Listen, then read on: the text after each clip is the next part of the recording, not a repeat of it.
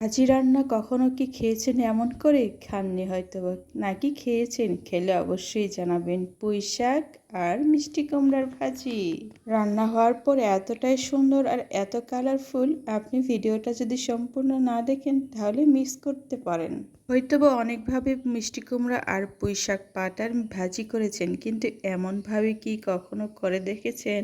আজকে আমি আমার এই মিষ্টি কুমড়া ভাজিটা অবশ্যই করব আমার প্রিয় বন্ধুদের জন্য আর আমার প্রিয় রোজের জন্য। মিষ্টি কুমড়া ভাজি আমার ছোট টুনটুনিরা এতটাই পছন্দ করে, ওদের পছন্দের কথা রেখে আমি আমার মতো করে রান্না করছি। প্রথমে জিরা, পেঁয়াজ, রসুন, কাঁচামরিচ তেলের উপর ছেড়ে দিলাম আর খুব সুন্দর লাল লাল করে ভালো করে ভেজে নেব। ভাজিতে আমি এক ফোঁটাও কোনো ধরনের পানি ব্যবহার করব না। ধুয়ে রাখা পানি যেটা লেগে থাকে গায়ে, সেগুলো দিয়ে অনেক সুন্দর ভাজি হয়ে যাবে। এই ভাজিটা আমি বরাবরই বাচ্চাদের জন্য করে থাকি, ওদের খুব পছন্দ, তাই বন্ধুরাও ওদের বাচ্চাদের জন্য ঠিক এইভাবে ভাজি করে খাওয়াবে। তাতে কি আমার উপকার আসতেও তো পারে, নাকি ওদেরও উপকার আসবে। পুষ্টিকর সবজিগুলোর ভাজি আর এমন সুন্দর করে উপকরণ সহ পানি ছাড়া ভাজি, এটা তো খুবই ভালো, তাই না? এতে কোনো ধরনের পানি ব্যবহার করব না ভাজিতে, কারণ নিজের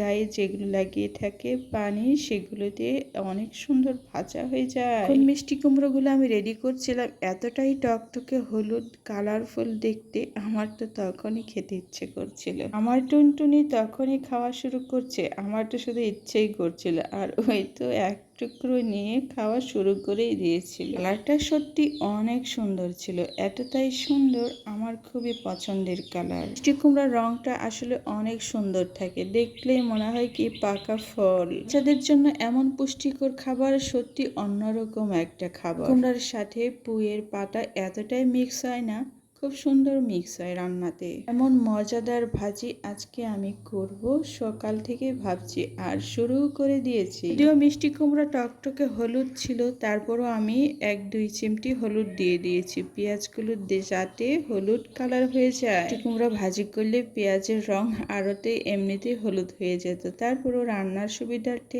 আমি 1 চিমটি একটু হলুদ দিয়ে দিলাম। পরিষ্কার করে রাখা মিষ্টি কুমড়াগুলো এইবার আমি পেঁয়াজ কুচি, রসুন কুচি, কাঁচামরিচ আর হালকা জিরা বাটা আর গোটা জিরা ভাজা যেখানে হচ্ছিল ঠিক সেখানে দিয়ে দিয়েছি। এগুলো এখন অনেক সুন্দরভাবে ফিনিশিং হবে, আর হালকা একটু ভাজা ভাজা করার জন্য আগুনের আঁচটা একটু কমিয়ে দিয়েছি। এগুলো একটু জমেছিল জিরা বাটা, আমি সেগুলো অ্যাড করে দিলাম মিষ্টি কুমড়ায়। অনেকে মিষ্টি কুমড়া খান, কিন্তু মিষ্টি কুমড়াতে হয়তো গোটা জিরা ছিটে দিয়ে দেন, আর আমি গোটা জিরা বেটে দেই মিষ্টি কুমড়ায়। আমার মিষ্টি কুমড়া টেস্ট হওয়ার গোপন ট্রিক্সটা হচ্ছে ঠিক এখানে।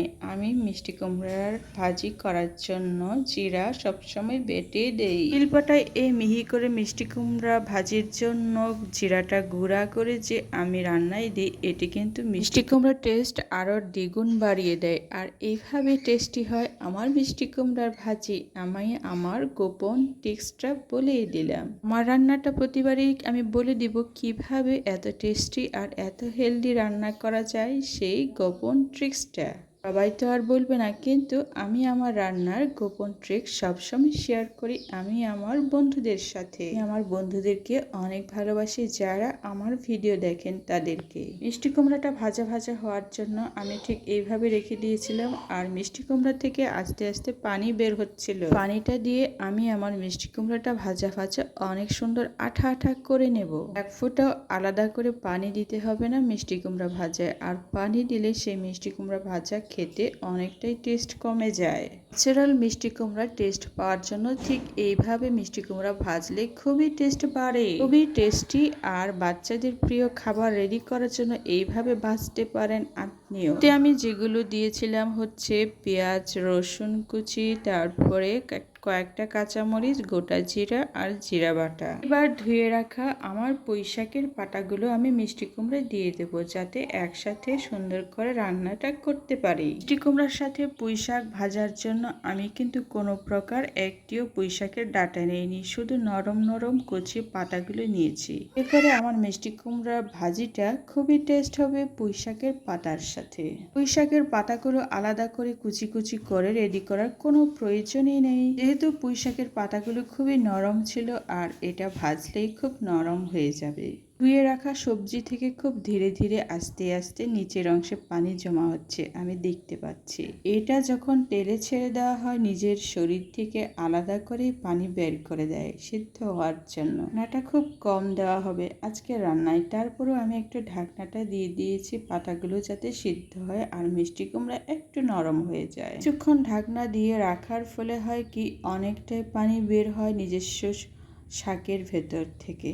আমি খুব পরিষ্কারভাবে বলছি, এইভাবে রান্না করলে না টেস্টের পরিমাণ অনেক বেড়ে যায় আর আপনিও পছন্দ করবেন। যারা মিষ্টি কুমড়া পছন্দ করেন না তারাও পছন্দ করা শুরু করবে। এতে সুস্বাদু মজাদার রেসিপিটা ঠিক এইভাবে আমি শুরু থেকে শেষ পর্যন্ত ধীরে ধীরে করতে থাকি। আর এখন আমি কি করব, নিচের দিকের অংশটা উপরের দিকে উঠিয়ে নিয়ে আসবো। এর মধ্যে দেখছি আমার মিষ্টি কুমড়া অনেকটাই নরম হয়ে গেছে আর উপরের দিকে নিয়ে এসে পাতাগুলো আমি নিচের দিকে দিচ্ছি আর ওদের নিজস্ব পানিটাও নিচের অংশে আছে।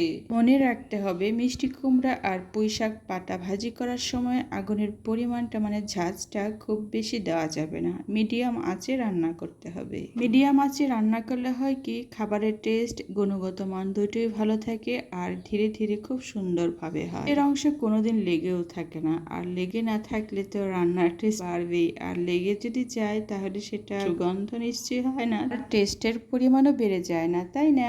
চামচ দিয়ে আমি সবগুলো সবজি একসাথে ভেঙে দেওয়ার চেষ্টা করব, কারণ গোটা গোটা ভাজবো না আজকে, ভাঙা ভাঙা করব। তবে মজাদার রান্নাগুলো করতে আমার খুবই ভালো লাগে আর ওরা যখন মজা করে খায় তখন আমি তৃপ্তি পাই মনের ভিতর। আমার আত্মাও শান্তি পায় কারণ আমি ওদেরকে হেলদি খাবার দিতে পারছি আর খুবই পুষ্টিকর। এক ফোঁটা পানি ছাড়া মিষ্টি কুমড়ার এই ভাজির ধরনটা খুবই সুন্দর। আমি আমার প্রয়োজন মতো চিনি কিছুটাও দিয়েছি যাতে বাচ্চারা খুব মজা করে খায়। এভাবে মজার মজার রেসিপি পেতে অবশ্যই আমার চ্যানেলটি সাবস্ক্রাইব দিয়ে রাখতে পারেন আপনার প্রয়োজনে, যাতে আপনি বিভিন্ন ধরনের মজাদার রেসিপি পেতে পারেন। রান্না তো সবাই করে কিন্তু এমন টেস্টিফুল রান্না কতজনে করে সেটাই তো কথা। ইচ্ছে করলে সকালে গরম ভাতের সাথে খাওয়া যায়, আবার দুপুরের দিকে ভাজা ভাজা করে বাচ্চাদেরও দেওয়া যায়। ছোট টুনটুনি তো এটা পেলে ভাত খাওয়া খুব কম হয়ে যায় আর এই সবজিটা ওই ইচ্ছে করে নিজ হাতে খাওয়া শুরু করে দেয়। শুধু আমি হালকা আঁচে রেখে দিয়েছি, নিচের যেটুকু অংশ পানি আছে সেগুলো ধীরে ধীরে শুকিয়ে যাবে আর ভাজিটা আমার আঠা আঠা হবে। ঠিক এইভাবে প্রসেস করার মাধ্যমে রেডি হয় আমার টেস্টিফুল পুঁই শাকের পাতা আর মিষ্টি কুমড়ার ভাজি। আমি এই ভাজিটা উল্টে পাল্টেও দিয়েছি খুব ভালো করে চামচটা দিয়ে, আর এইভাবে উল্টে পাল্টে দেওয়াতে আমার পানির অংশটা খুব কম হয়ে যাচ্ছে ধীরে ধীরে। ছোট্ট চুলোয় আমি যতটা কম আছে এগুলো রেখে দেব ততটাই আঠা আঠা হবে আমার মিষ্টি কুমড়া আর পুঁই শাক পাতার ভাজি। হালকা আছে ঠিক এভাবে রেখে দিলে তরকারিটাই আমার নিচে লেগে যায় না আর খুব সুন্দর করে ঘনত্ব বেড়ে যায়। সকাল সকাল গরম ভাতের সাথে আমার ছোট টুনটুনিরা খুবই পছন্দ করে এই ধরনের ভাজা মিষ্টি কুমড়া। আর সাথে কচি পুঁই শাকের পাতাগুলো থাকলে তো আর কথাই নেই, খুবই মজা করে খায় ওরা। এমন মজা করে টেস্টিফুল করে কতজনই রান্না জানে সেটাই তো আমি বলছি। আপনাদের যদি আরো নতুন ধরনের রান্না জানতে ইচ্ছে করে অবশ্যই আমাকে কমেন্টের মাধ্যমে জানাবেন। আর মিষ্টি কুমড়া আর পুঁই শাক পাতার ভাজিটাও কেমন হয়েছে সেটিও বলবেন। গরম ভাত দিয়ে মিষ্টি কুমড়া আর পুঁই শাক পাতার ভাজি খেতে খুবই মজা। বসে দেখি টুনটুনি আমার সাথে একই প্লেটে খাওয়া শুরু করে দিয়েছে। কি সুন্দর দৃশ্য, আহা কত শান্তি মনে।